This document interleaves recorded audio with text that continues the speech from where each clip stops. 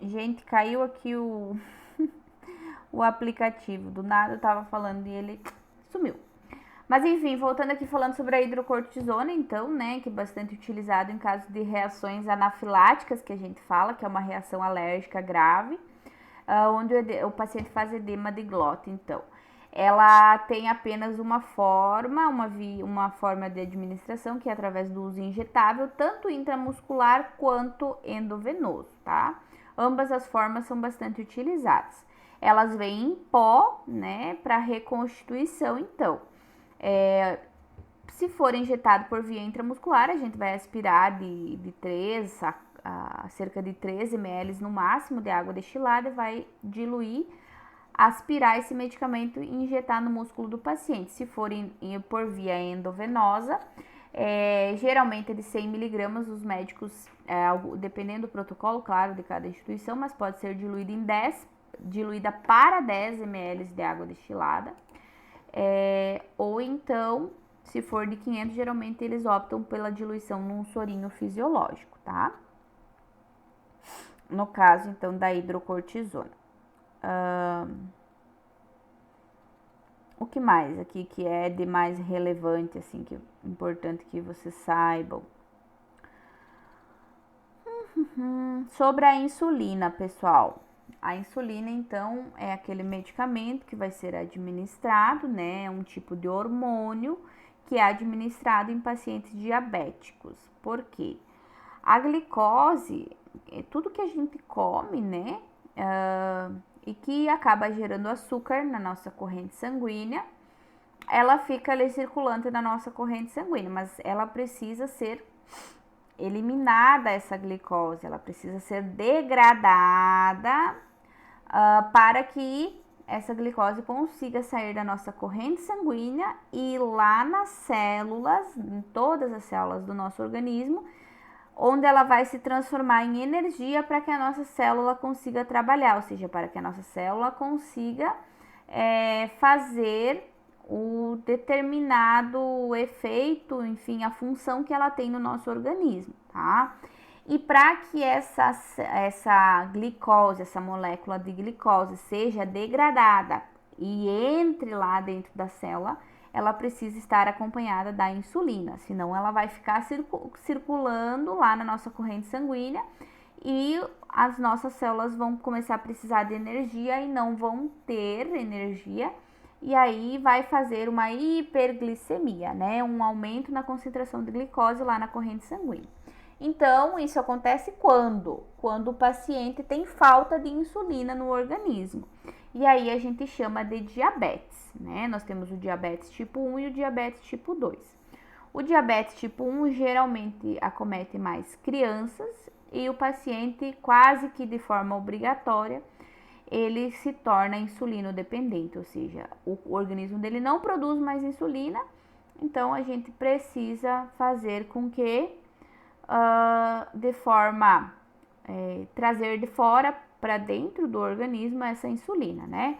Já o diabetes tipo 2, o paciente geralmente acomete mais pacientes adultos e idosos, onde devido a uma disfunção ou devido ao uso desse hormônio em grande quantidade já na vida desse paciente, a produção da insulina pelo organismo fica diminuída. Então, a gente trata a alimentação desse paciente para que ele não ingira tanto doce, né?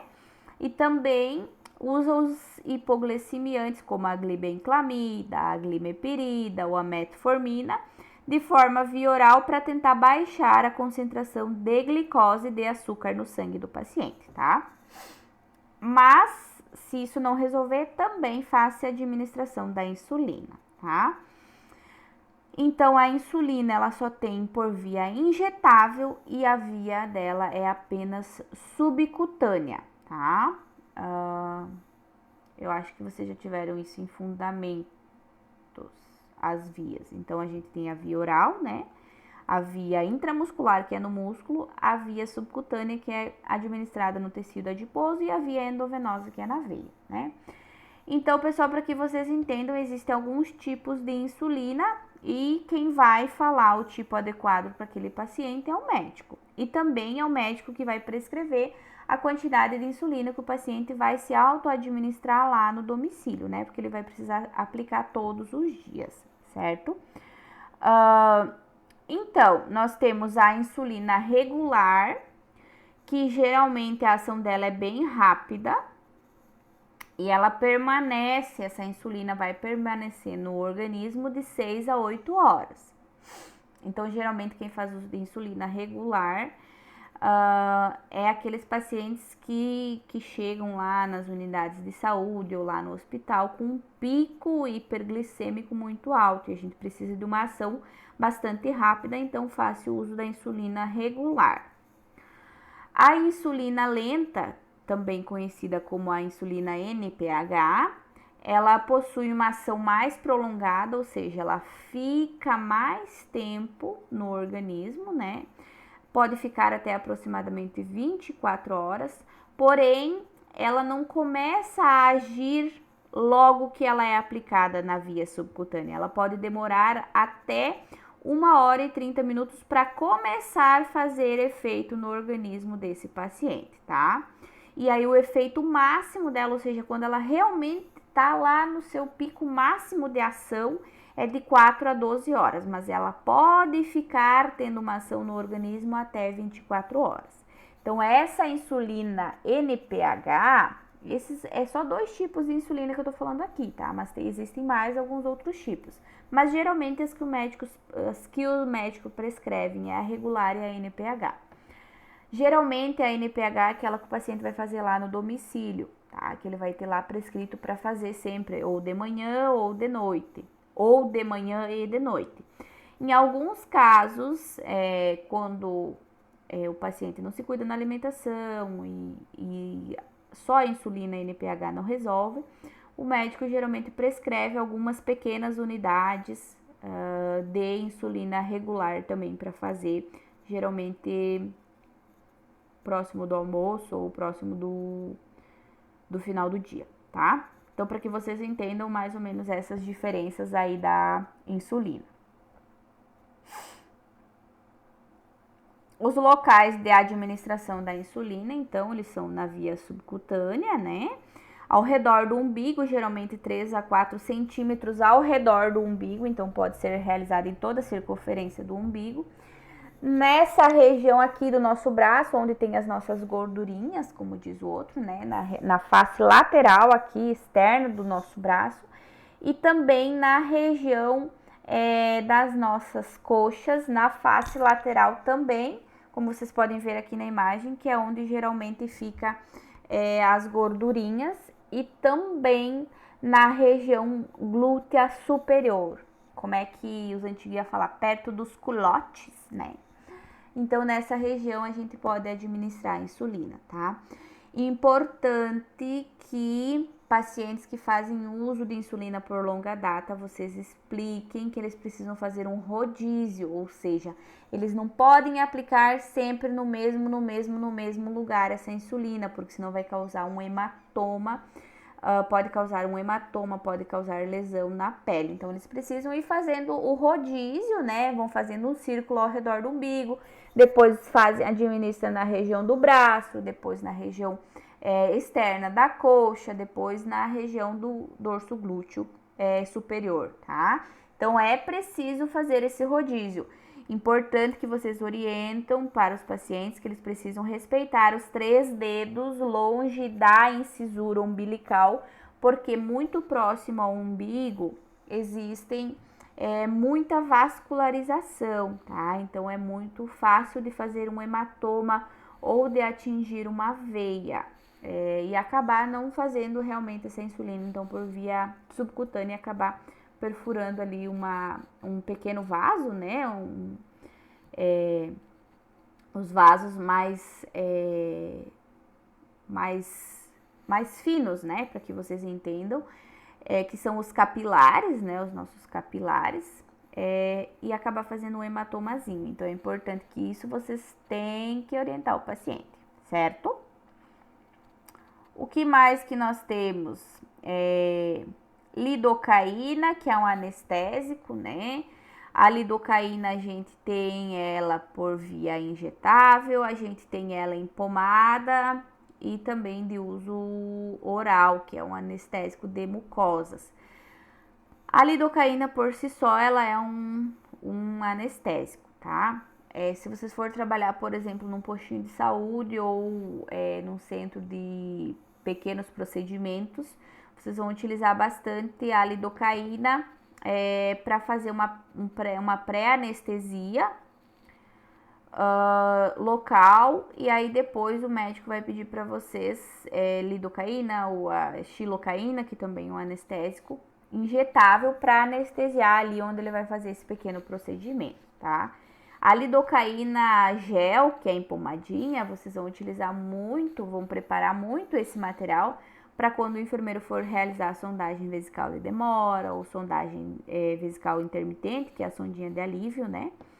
Ou ainda, nesses casos, para dar uma amenizada ali, dar uma anestesiadinha na pele, para que o doutor faça anestesia com a xilocaína injetável, então, para poder fazer esse pequeno procedimento aí, certo?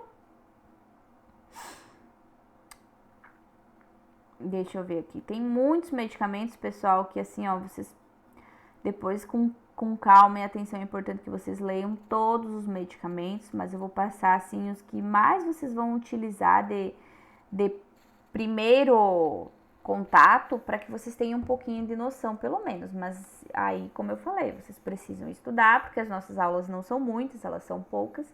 Então também não dá pra, não consigo passar mais que isso, até porque daí vocês vai confundir toda a cabeça de vocês, vocês não vão entender mais nada, né? A metoclopramida, então, conhecido como Plasil, né? É um antiemético utilizado para náuseas e vômitos. Ele tem de uso de via oral, tanto comprimido quanto gotas, uso injetável, tanto intramuscular quanto endovenoso, tá? Endovenoso, ela é uma ampolinha de 1 ml, reconstitui com mais 9 de água destilada, completando 10 ml, e administra no paciente, na via endovenosa. Intramuscular administra puro, tá? Intramuscular vocês vão fazer bastante, por exemplo, quando chega lá no postinho de saúde, se vocês forem trabalhar nessa área, e aí a criança chega com náusea e vômitos e precisa administrar uma metoclopramida. Então o médico prefere administrar por via endovenosa, porque se ela tá vomitando, por via intramuscular, porque se está vomitando, não vai adiantar tomar por via oral, né? Tomou o medicamento, vomitou, não faz efeito. Então, eles administram por via intramuscular. Aí, geralmente, o médico faz o cálculo conforme o peso. Às vezes, administra 0,2, 0,5, 0,7 ml, dependendo da idade e do peso da criança, tá? Adulto, geralmente, vai ser uma ampolinha inteira, que é 1 ml. Certo? Metronidazol é um antibacteriano, amebicida, tem de uso de via oral, via injetável, bastante utilizado também a nível hospitalar, e de via oral o metronidazol, tá? O que mais que a gente tem aqui que é importante que vocês saibam? A morfina, pessoal. A morfina é um analgésico opioide utilizado para dor intensa. A morfina muito utilizado em pacientes em tratamento de CA, em tratamento de câncer, para dor intensa, então, tá? A morfina tem por via oral e por via injetável, tá? A forma mais utilizada da via injetável é a via endovenosa. Como que a gente utiliza a morfina? A morfina, ela é aspirado o conteúdo da medicação da ampola de morfina e é reconstituído até 10 ml, ou seja, o restante a gente completa com água destilada, formando 10 ml dessa diluição. A partir do medicamento diluído, o médico vai prescrever quantos ml dessa diluição nós vamos administrar na via endovenosa do paciente, tá? Geralmente 3, 4, até 5 casos de muita dor, aí o médico pede para fazer até 6 ml, mas muito difícil a gente vai fazer uma ampola inteira de morfina, tá? A morfina, pessoal, a gente tem que ter muito cuidado para administrar ela. Uma, porque o paciente fica bastante nauseado, né? É uma reação adversa da morfina, o paciente fica nauseado, tonto, com uma sensação de agonia.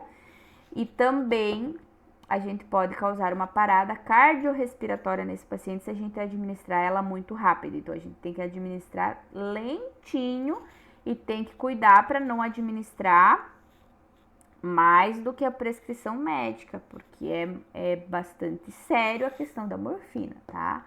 E além disso, a morfina também causa constipação, aqueles pacientes que usam de forma contínua lá no domicílio, geralmente câncer em fase terminal, né? Cuidados paliativos, que a gente fala, vão apresentar constipação pelo uso da morfina, tá? Neomicina é um antibiótico antibacteriano. Ela existe em forma de solução e em forma de pomada, bastante utilizada na forma de pomada e em forma de solução para uso oftálmico, infecção no olho, tá? O que mais aqui que a gente tem que é importante que vocês saibam? O nitrato de prata, pessoal, é de uso exclusivo na oftalmologia, ou seja, uso exclusivo em solução ocular, solução para o olho. É utilizado em recém-nascidos para prevenção de contaminação por gonorreia, tá? Então, é uma gotinha em cada olho do recém-nascido, é pingado após o nascimento, tá? Vamos ver aqui o que mais é importante. Depois eu quero muito que vocês leiam o restante desses medicamentos e tenham um pouco de noção, até porque eu posso cobrar na prova. A nitroglicerina, pessoal, ele é um antianginoso que a gente fala, utilizado como vasodilatador, ou seja, quando o vaso, as veias e artérias estão muito estreitadas, a gente usa para dar uma dilatada. Utilizado no tratamento do infarto agudo do miocárdio, tá? E angina pectoris, ou seja, aquela dor no peito devido a uma obstrução parcial de alguma coronária cardíaca que pode evoluir para um infarto agudo do miocárdio. Então, a nitroglicerina, ela faz parte do protocolo, é um medicamento que faz parte do protocolo para angina e infarto agudo do miocárdio, tá bom?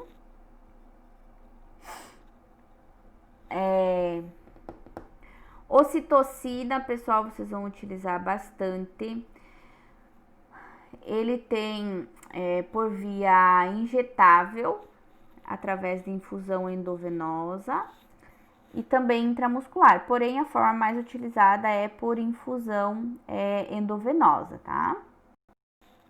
A ocitocina, pessoal, ela é um hormônio que a gente tem normalmente no nosso organismo, responsável por auxiliar ali no estímulo da amamentação. Então, a gestante ou a puérpera que acabou de ter bebê, quando tem parto normal, ocorre uma produção maior desse hormônio, justamente para estimular a produção de leite e a descida do leite, ou seja, estimular a amamentação, né? E também a ocitocina é utilizada no trabalho de parto para indução ao parto, ou seja, ela ajuda a aumentar as contrações uterinas e também a fazer uma dilatação do colo do útero. Então, se vocês forem trabalhar no centro obstétrico, vocês vão utilizar muito a ocitocina por via endovenosa no paciente, tá? Omeprazol é um antiulceroso, geralmente utilizado em pacientes que têm úlcera péptica, ou seja, úlcera do estômago. Ele existe de uso por via oral, em comprimido, geralmente utilizado em jejum, e também existe de uso injetável. O uso injetável dele é apenas endovenoso, ou seja, apenas na veia. Ele vem em pó com um diluente próprio, ou seja, esse pó só pode ser diluído com aquele específico diluente, que é um diluente que com o pó e o diluente vai fechar 10 ml. Então, esses 10 ml, depois de diluído, a gente administra na via endovenosa do paciente, certo?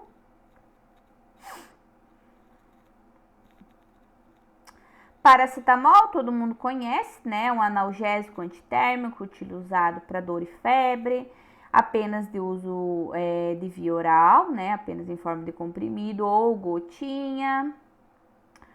A penicilina mais benzatina, que é a famosa benzetacil, né? Então, ela é de uso injetável apenas por via intramuscular. Ela vem em pó, poliofilizante, que a gente fala, né? Então, muito utilizado no tratamento de amigdalite de repetição, ou seja, infecção na garganta por repetição, aquela que acontece rotineiramente. Aí faz o tratamento com penicilina benzatina. Também utilizado no tratamento da sífilis, principalmente gestantes que apresentam DST, né? Que é no caso a DST sífilis. Aí faz o tratamento com benzetacil. Geralmente faz 3 ampolas de benzetacil, uma a cada 7 dias, tá? Dependendo também da prescrição médica. Alguns médicos utilizam a procaína junto no tratamento de casos de amigdalite, ou seja, são 2 antibióticos associados, tá? Benzetacil, vocês sempre vão administrar ela por via intramuscular, só. Dolorida, que é o diacho, né? Eu acho que todo mundo já fez uso de uma benzetacil na vida. Se não fez uso, já ouviu alguém falar o tanto que dói, né? O que mais? Prometazina, famoso Fenergan. Ele é um antiemético, antivertiginoso e antihistamínico, utilizado no caso de náuseas, vertigem, vômito. Ele dá bastante sono, e também utilizado o Fenergan em casos de reações alérgicas. Ele tem de via oral em forma de comprimido, ele tem de uso tópico em forma de pomadinha e tem de uso injetável apenas por via intramuscular, então, tá bom? O que mais que nós temos aqui que é importante? Todos os medicamentos são importantes que vocês saibam, mas devido ao tempo a gente vai dar uma agilizadinha aqui em apenas alguns, tá? Então a ranitidina, ela também é um antiulceroso, tem de uso por via oral e via injetável, tá? Ela tem mais ou menos a mesma função do omeprazol, digamos assim. Utilizado para úlcera duodenal, úlcera péptica, né? Úlcera de estômago, então. Quando é uso no domicílio, o médico prescreve em comprimido. Quando é uso hospitalar, a ranitidina, então, de uso injetável, diluída geralmente para 10 ou 20 ml de água destilada.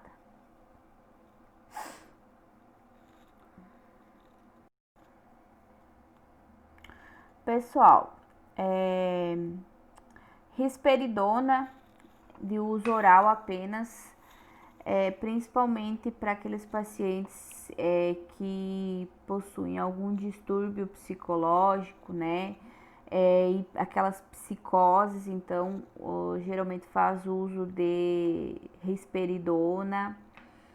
Em casos de neuroepilepsias, também feito uso de risperidona, se vocês forem trabalhar na atenção básica ou mesmo no CAPS, vocês vão ver que muitos pacientes fazem uso de risperidona. Temos o salbutamol também, que é um broncodilatador. Nós temos ele de uso oral, de uso injetável e de uso inalatório, que alguns médicos utilizam para fazer nebulização. Então, ele é colocado lá no copinho do nebulizador e o paciente fica 15, 20 minutos em nebulização, ou então de uso injetável, né? De forma subcutânea ou intramuscular, o salbutamol, então, certo?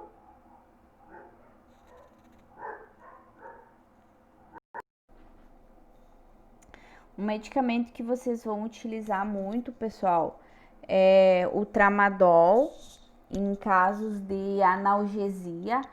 Ele é um analgésico opioide, então o tramal ele precisa ser diluído, geralmente em solução fisiológica de 100 a 250 ml, utilizado então no alívio da dor de moderada a grave.